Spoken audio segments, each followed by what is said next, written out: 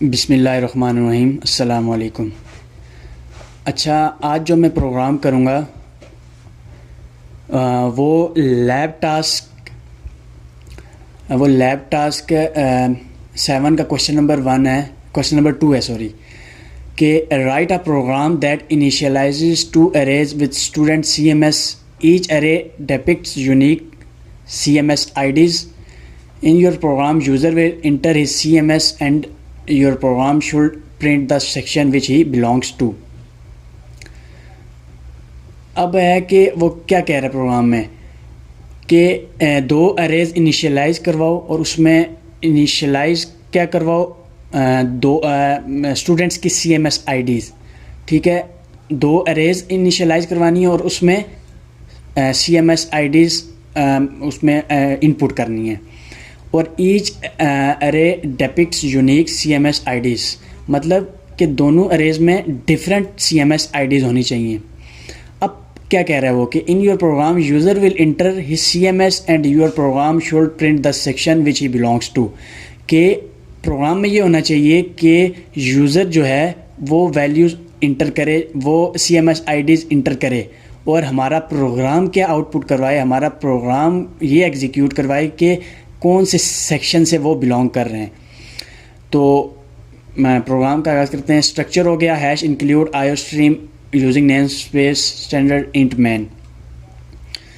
अब मैंने ले ली दो अरेज, ठीक है, SE1 और SE2 के नाम से। उसमें वैल्यूज़ स्टोर हो गई, 5 वैल्यूज़ मैंने उसमें स्टोर करवा दी। और वैल्यूज़ क्या स्टोर करवाई, SE1 में जो पहली अरे ली उसमें स्टोर करवाई 2, 4, 6, 8 और 10, और दूसरी में 1, 3, 5, 7 एंड 9। अब उसके बाद इंट CMS के नाम से एक और वेरिएबल ले लिया CMS के नाम से, और सी आउट क्या करवाया, मतलब यूज़र से अब वैल्यू लेनी है ना, यूज़र को यूज़र इंस्ट्रक्शन देगा कि इंटर यूर CMS IDs, और फिर यूज़र से CMS ID इंटर करवा लेनी है, मतलब आउटपुट में ये शो करवाना है और फिर यूज़र से जो है वो वैल्यू इंटर करवा लेनी है। ये सीन इंटर करवा लिया, मतलब यूज़र CMS वैल्यूज़ इंटर करेगा। उसके बाद फॉर लूप लगा ली हमने।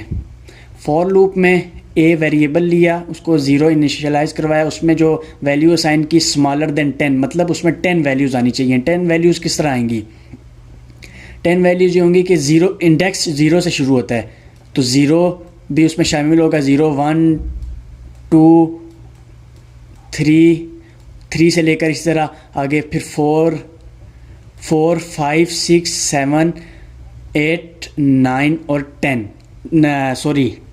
9 तक, स्मॉलर देन 10 मतलब लास्ट वैल्यू 9।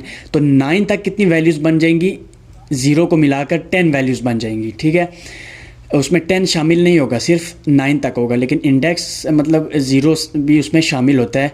तो 0 से जब स्टार्ट होगा, 0 से 9 तक 0 भी शामिल हो तो इंक्लूड हो, तो उसमें वैल्यूज़ 10 बन जाती हैं। तो 10 वैल्यूज़ हो जाएंगी, फिर ए को इंक्रीमेंट हो जाएगा। ये जब इंक्रीमेंट होगा तो उसके बाद मैंने इफ़ की लूप लगा ली। ठीक है, इफ़ की लूप लगा ली, उसमें क्या किया, इफ़ में कंडीशन क्या लगाई, मैंने कंडीशन लगवाई कि SE1 जो ऊपर मैंने अरे ली हुई थी, अगर वो CMS के इक्वल आती है, जो यूज़र इंटर करेगा वैल्यू, यूज़र जो इंटर करेगा वैल्यू, अगर वो SE1 एक मैंने सेक्शन ले लिया, जो यूज़र CMS वैल्यू इंटर करेगा, अगर वो SE1 अरे में जितनी वैल्यूज़ हैं, ये 2, 4, 6, 8, 10 ये वैल्यूज़ हैं, अगर इनके इक्वल आ जाता है तो सी आउट क्या करवाए कि यू बिलोंग टू सेक्शन 1। ठीक है, और फिर मैंने एक और लूप लगाई इफ़ के नाम से SE2 इक्वल टू CMS, मतलब ये कि जो यूज़र वैल्यू इंटर करेगा, जो यूज़र CMS वैल्यू इंटर करेगा, ID इंटर करेगा, अगर वो SE2 में जो वैल्यूज़ हैं 1, 3, 5, 7, 9, फ़र्ज़ करें जब आउटपुट होगा अगर यूज़र वैल्यू 9 इंटर करता है तो SE2 में वो वैल्यू अवेलेबल है 9, तो वो सी आउट क्या करवाए कि यू बिलोंग टू सेक्शन 2। समझ आ गई कि मतलब पहले मैंने इफ़ की कंडीशन लगाई जिसमें ये लगाया कि अगर CMS वैल्यू जो यूज़र इंटर करे वो SE1 में जितनी वैल्यूज़ हैं अगर उसके इक्वल आ जाता है तो एग्जीक्यूट क्या हो प्रोग्राम कि यू बिलोंग टू सेक्शन 1, ठीक है। और अगर SE2 में जो वैल्यूज़ हैं अगर वो जो यूज़र इंटर करे वैल्यू उसके इक्वल आ जाती हैं तो फिर क्या सी आउट हो कि यू बिलोंग टू सेक्शन 2, ठीक है। तो मैं प्रोग्राम रन करता हूँ,